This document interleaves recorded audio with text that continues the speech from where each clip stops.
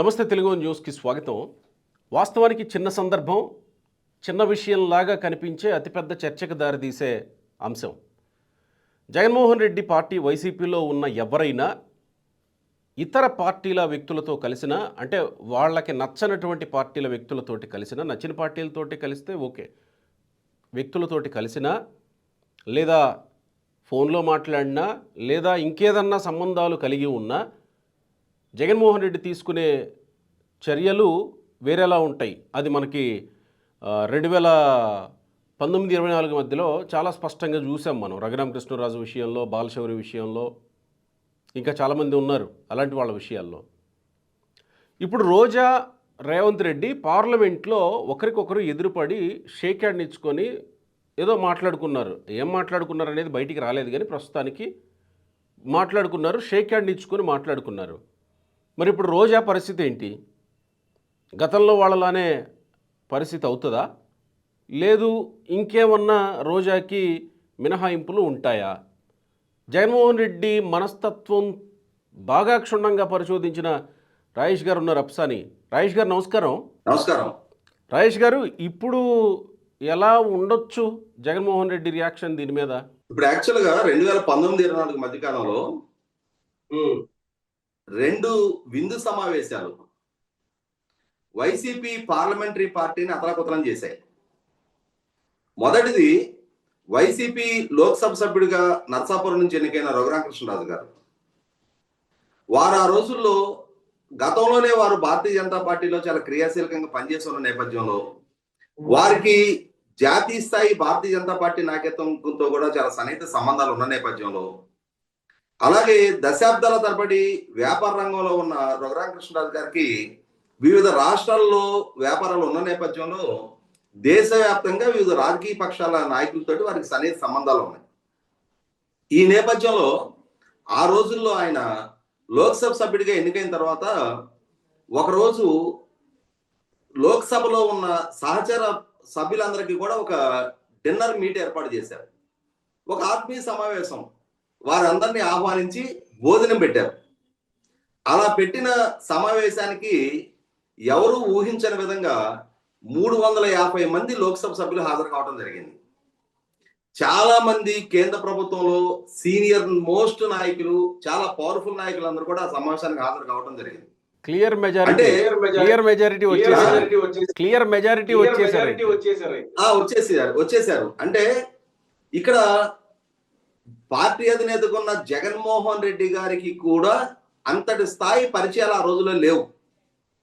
అలాగే అటువంటి సమావేశం ఏర్పాటు చేసి ఆ డిన్నర్ మీట్ ఏర్పాటు చేసిన నేపథ్యంలో జగన్మోహన్ రెడ్డి గారు రఘురామకృష్ణరాజు గారితో విభేదిస్తూ, మీరు ఏకపక్షంగా మీరు ఈ విధంగా మీ అంటే మీ పర్సనల్ కాంటాక్ట్స్ బిల్డప్ చేసుకోవడానికి వీల్లేదు, మీరు వ్యక్తిగతంగా మీరు అప్రోచ్ అవడానికి వీల్లేదు, మీరు కేంద్ర ప్రభుత్వంతో ఎవరు ఎప్పుడు అప్రోచ్ అవ్వాలన్నా పార్లమెంటరీ పార్టీ నాయకుడు ఉన్న విజయసాయి రెడ్డిని ముందు పెట్టుకొని అతని ద్వారా అతని డైరెక్షన్ లోనే మీరు ప్రొసీడ్ అవ్వాలి తప్ప మీరు ఇండివిజువల్ గా మీరు ఎలివేషన్ తెచ్చుకుంటాము అని అంటే కుదరదు అని చెప్పని రఘురామకృష్ణరాజు గారిని కట్టడి చేసే ప్రయత్నం చేశారు.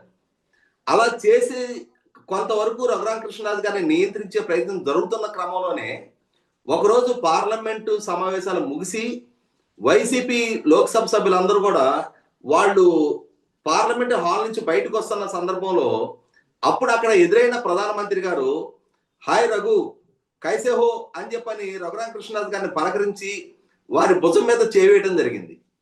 అది చూసిన తర్వాత ఇక జగన్మోహన్ రెడ్డి గారు మోస్ట్ ఇంటాలరెంట్ గా మారిపోవడమే కాదు, ఇక అక్కడి నుంచి రఘురామకృష్ణరాజు గారిని హ్యూమిలేట్ చేయటం, తన పార్టీ నాయకుల చేత ఆయన్ని టార్గెట్ చేయించడం, రఘురామకృష్ణరాజు గారు కూడా అంతే ధాటిగా అంతే ధీటుగా ఆయన కూడా సమాధానాలు ఇవ్వడం, చివరికి అది ఒక లోక్సభ సభ్యుడిని కస్టోడియల్ టార్చర్ కి గురి చేసే స్థాయి వరకు ఏ విధంగా దారితీసింది అనేది దేశం చూసింది. ఆ తర్వాత ఇంకొక డిన్నర్ మీట్ 2023 నవంబర్ 30 తెలంగాణలో జరిగిన ఎన్నికలలో రేవంత్ రెడ్డి గారు మల్కాజ్గిరి లోక్సభ సభ్యుడిగా ఉండి ఆయన పిసిసి అధ్యక్షుడిగా తెలంగాణ అసెంబ్లీ ఎన్నికలలో విజయం సాధించడం జరిగింది. అలా విజయం సాధించే నేపథ్యంలో తెలంగాణ ముఖ్యమంత్రిగా ఆయన బాధ్యతలు చేపట్టే క్రమంలో ఆయన లోక్సభ సభ్యత్వానికి రాజీనామా చేస్తూ అప్పటి వరకు తనతో పాటు ఉన్న సహచర ఎంపీలందరినీ మర్యాద పూర్వకంగా ఒక డిన్నర్ మీటింగ్ ఇన్వైట్ చేశారు. ఆ డిన్నర్ మీటింగ్కి సహజంగానే ఇప్పుడు ఆయన ముఖ్యమంత్రిగా ఎంపికయ్యారు.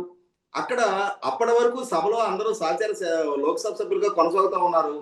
ఆ కొనసాగుతున్న క్రమంలో ఆయన ఒక డిన్నర్ మీటింగ్ ఇన్వైట్ చేస్తే ఎవరైనా అటెండ్ అవుతారు. దాంట్లో ఆ మీటింగ్ వెళ్ళి వాళ్ళ దగ్గరికి వెళ్ళి ఒక భోజనం చేశారు కాబట్టి అని చెప్పని వాళ్ళు ఆయనతో పాటు ఆ పార్టీలో చేరిపోతున్నారని చెప్పను, లేదు వీళ్ళు ఆ సమావేశానికి వెళ్ళారు కాబట్టి అని చెప్పని ఆయన వీళ్ళ పార్టీలో చేరిపోతున్నారని చెప్పాను, దాన్ని ఆ విధంగా ఆలోచించడానికి కూడా వీల్లేదు.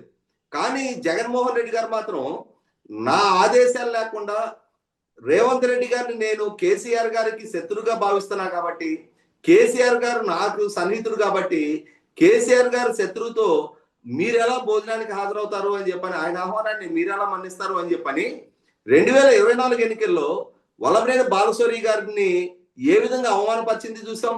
చివరికైనా పార్టీ నుంచి రాజీనామా చేసి జనసేనలో చేరింది కూడా చూసాం. చాలా మంది లోక్సభ సభ్యుల అభ్యర్థిత్వాన్ని నిరాకరించడానికి కూడా ఆ రోజు వాళ్ళు రేవంత్ రెడ్డి గారి డిన్నర్ మీటింగ్ అటెండ్ అవటమే కారణం అనేది మనకు అందరికీ తెలుసు. అంటే జగన్మోహన్ రెడ్డి గారు తనకి రాజకీయ ప్రత్యర్థులని చెప్పని తాను భావిస్తున్న వాళ్ళతోటి తన పార్టీలో ఏ స్థాయిలో ఉన్న నాయకులైనా సరే సంబంధ బాంధవ్యాలు కలిగి ఉంటే దాన్ని ఆయన సహించరు అనేది మనకు స్పష్టంగా నిర్ధారణ అవుతా ఉంది. ఇటువంటి సందర్భంలో మరి ఈరోజు అదే రేవంత్ రెడ్డి గారు నితిన్ గడ్కరీ గారిని కలిసి బయటకు వస్తున్న సందర్భంలో మరి మాజీ శాసనసభ్యులుగా మాజీ మంత్రిగా మరి ఏ అంశం గురించి నితిన్ గడ్కరీ గారిని కలవడానికి రోజా గారు అక్కడికి వెళ్ళారో తెలీదు. అదే ప్రాంగణంలో ఎదురుపడిన తర్వాత మర్యాద పూర్వకంగా సహజంగానే రేవంత్ రెడ్డి గారైనా రోజా గారైనా ఒకనాడు ఇరువురు కూడా తెలుగుదేశం పార్టీలో కలిసి కొనసాగిన నాయకులు, వాళ్ళకి ఆ పూర్వ పరిచయాలు ఉన్నాయి. ఆ పరిచయాలు ఉన్న నేపథ్యంలో ఎదురుపడినప్పుడు మర్యాద పూర్వకంగా పలకరించుకోవడం అనేది చాలా సహజంగా జరిగే ప్రక్రియ. కానీ ఇది బయట సామాజిక సంబంధాలు మానవ సంబంధాల కోణంలో ఆలోచించినప్పుడు అందులో ఎవరికి ఏ విధమైన తప్పు కనిపించదు. ఎక్సెప్షనల్ కేసుగా పరిగణించబడే జగన్మోహన్ రెడ్డి గారికి మాత్రం ఆ విధమైన సామాజిక సంబంధాలు కలిగి ఉంటాన్ని కూడా నేరంగా ఘోరంగా ఆయన భావిస్తారు. కాబట్టి మరి వాళ్ళ రోజా గారు అదే రేవంత్ రెడ్డి గారితో మర్యాద పూర్వకంగా పలకరించుకొని షేక్ హ్యాండ్ ఇచ్చుకున్న నేపథ్యంలో మరి ఆమె మీద ఏమైనా క్రమశిక్షణ చర్యలు తీసుకుంటారా లేదా అంటే గతంలో వల్లభనేని బాలశౌరి గారి మీద రఘురామ కృష్ణరాజు గారి మీద వ్యవహరించిన తీరుకి భిన్నంగా ఇప్పుడు రోజా రెడ్డి గారి విషయంలో మరి జగన్మోహన్ రెడ్డి గారు అదే విధంగా వ్యవహరిస్తారా, లేదు ఈమె విషయంలో ఇంకేదైనా కొంత ఎక్స్క్యూజ్ చేసేసి పోనీలే మన మౌత్ పీస్ కదా అని చెప్పని ఈమె విషయంలో మాత్రం లిబరల్ ఉంటారా లేదనేది మనం కొంతకాలం వేచి చూస్తే ఇక్కడ రోజాతో పాటు ఎంపీ తనూజ కూడా ఉంది. అవును, ఆవిడ కూడా రేవంత్ రెడ్డి గారు కనపడగానే నమస్కారం అండి అని ఇట్లా చేతులు జోడించి నమస్కారం పెట్టారు. ఆమె చాలా సహజం కదా. Sitting MP. ఒక రాష్ట్ర ముఖ్యమంత్రి ఎదురుపడినప్పుడు అది సహచర తెలుగు రాష్ట్ర ముఖ్యమంత్రి ఎక్కడో వేరే ప్రాంతంలో ఎదురుపడినప్పుడు మర్యాద పూర్వకంగా పలకరించుకోవడం నేరమేం కాదు. ఇప్పుడు నేను ఒక రోజు చెన్నై ఫ్లైట్ లో వెళ్తుంటే నా పక్క సీట్ లో ఆ రోజుల్లో టిఆర్ఎస్ శాసనసభ్యులుగా ఉన్న నాయన నరసింహారెడ్డి గారు ప్రయాణిస్తా ఉన్నారు. ఆయనతోటి మర్యాద పూర్వకంగా మాట్లాడుకున్నాం, చెన్నై వరకు కలిసి ట్రావెల్ చేసాం. చెన్నై ఎయిర్పోర్ట్ లో దిగిన తర్వాత కూడా ఆయన సరే బాబు వెళ్ళొస్తా అని చెప్పని వెళ్ళటం జరిగింది. అంటే అంత మాత్రాన నేను బీఆర్ఎస్ పార్టీలో చేరినట్ట, లేదు నాయన నరసింహారెడ్డి గారు ఆయన ప్రత్యేక తెలంగాణ వాదాన్ని వదిలిపెట్టి నాతో ఏకీభవించి సమైక్యాంధ్ర నినాదానికి ఆయన కట్టుబడతారా? అవి ఎక్కడో మర్యాద పూర్వకంగా కలిసినప్పుడు ఆ మర్యాద పూర్వక సమావేశాలు అవుతాయి, మర్యాద పూర్వకమైన సందర్భంగానే దాన్ని పరిగణించాలి తప్ప అంతకంటే ఎక్కువగా ఆలోచన చేసి ప్రతి కలయికని కూడా రంధ్రాన్వేషణ చేసి అలా కలిసిన వ్యక్తులకి దురుద్దేశాలు ఆపాదించేసి గతంలో లాగానే ఇప్పుడు కూడా చర్యలు తీసుకుంటే మరి గతంలో తీసుకున్న చర్యలకు అనుగుణంగానే ఇప్పుడు రోజా గారి మీద కూడా చర్యలు తీసుకోవాలి లెక్కైతే. మరి అంటే ఆ రోజున సీనియర్ నాయకులు సుదీర్ఘకాలం ప్రజా జీవితంలో కొనసాగిన నాయకుల విషయంలో అంత కఠినంగా వ్యవహరించిన జగన్మోహన్ రెడ్డి ఇవాళ రోజా గారి విషయంలో మాత్రం ఎలా ఎక్స్క్యూజ్ చేస్తారు? మామూలుగా అంటే వ్యక్తికి ఒక న్యాయం, అంటే నాయకుడికి ఒక చట్టాన్ని ఆయన అంటే మన బొబ్బులిపుల్ సినిమాలో డైలాగ్ లాగా ఇవాళ ఇక్కడ నేను ఇందాకే ప్రస్తావించింది అదే రఘురామ కృష్ణరాజు గారు వల్లభనేని బాలశౌరి గారి విషయంలో చూపించినంతటి కాఠిన్యాన్ని ఇవాళ రోజా రెడ్డి గారి విషయంలో ఆయన చూపిస్తాడా లేదనేది మనందరం వేచి చూద్దాం. రైట్ అండి, థ్యాంక్ యూ.